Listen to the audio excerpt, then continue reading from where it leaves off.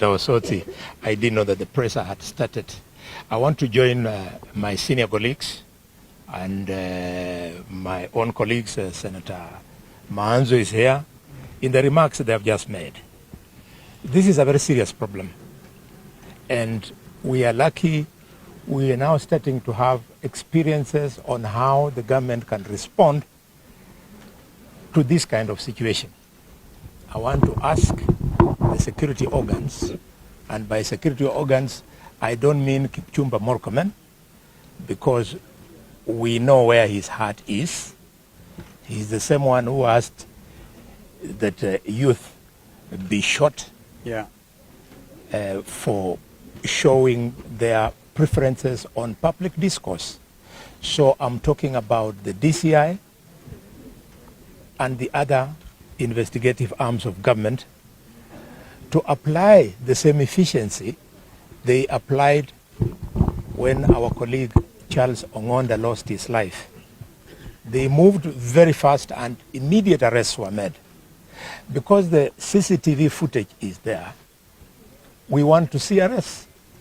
The governor of Siaya, Governor Orengo, is on record mentioning the actual names of some of the goons.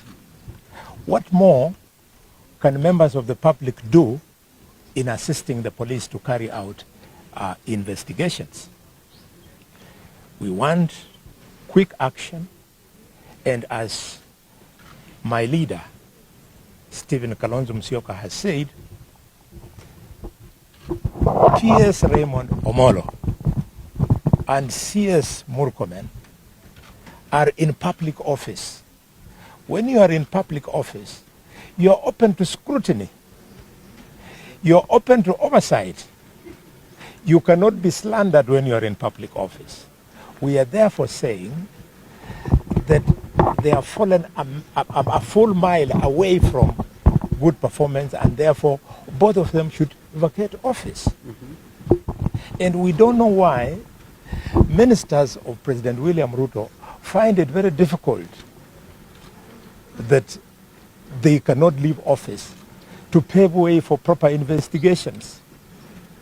You can see, for example, we have a scandal that the presidential candidate Kalonzo has spoken to, the one over the current fuel crisis. We would have expected by now Wandai should have resigned. We wanted to have a quick one with him, and when we conducted his office as the Committee of Energy in Parliament, we were told Wandai has left. He's gone to Abu Dhabi. So I was wondering, has he gone to Abu Dhabi to bank the money, or is he going to get more fuel, or to get us more fuel? This inefficiency we cannot tolerate. Finally, nobody should profile any community in Kenya. No one. In fact, I'm glad, Your Excellency, you have talked to an attempt to put a wedge between the Luhya and Luo community. It was not the Luo community that attacked Osotsi yesterday. There were goons from Kisumu.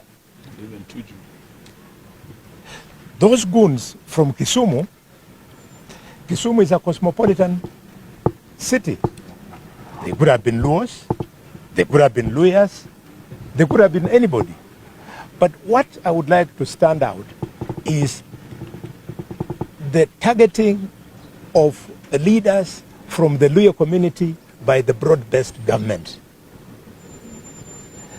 For avoidance of doubt, when the broad-based government chose to allow a lapse of security on a deputy party leader, Osotsi, he's a lawyer.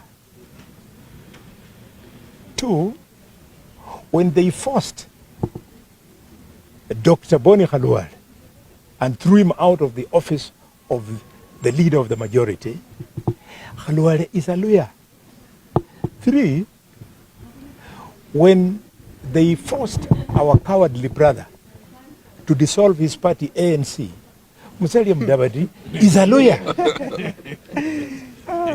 Five, when Broadbest chose to sack permanent secretaries so as to pave way for room for others from a preferred community, they targeted Professor Kisiangani, a Luhya, Samuel Muhati, a Luhya. They have targeted and continue. KRA yesterday, they got rid of Humphrey Watanga, a Luhya. Today,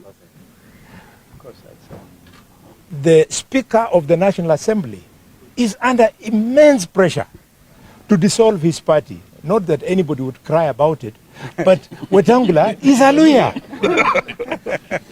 So broad-based government, if you must do your broad-based shenanigans, don't profile Luhyas as a community that is easy for you to target. For your information, that is the community of Wamalo Kijana. That is the community of Masinde Muliro.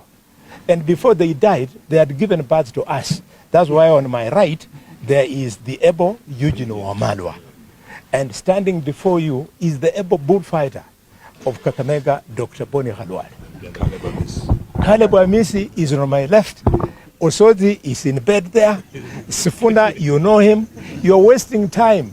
Even if you eliminate Sifuna, you eliminate Osotsi, you eliminate Eugene, you eliminate Khalwale, the point is, our children, and we have many of them, will deal with you, or will deal with your children, or deal with your grandchildren. But not that is not the Kenya we want. We want the country to come together. Colleagues, I had to say this about my community because it truly touches me. Why are they not sacking Kalenjins, for example? Don't tell me that Kipto and Sang were sacked because of the oil sucker. No.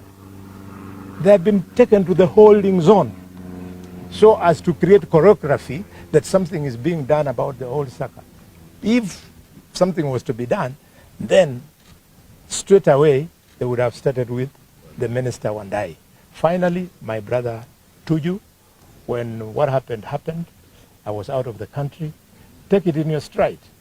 You and I, we are amongst the few people here, you and I, who joined Honorable Stephen Kalonzo in Parliament in 2002. We have been around for a while, and we can talk about leadership. Rafael Tuju, stay on there. Speak to the Luo community.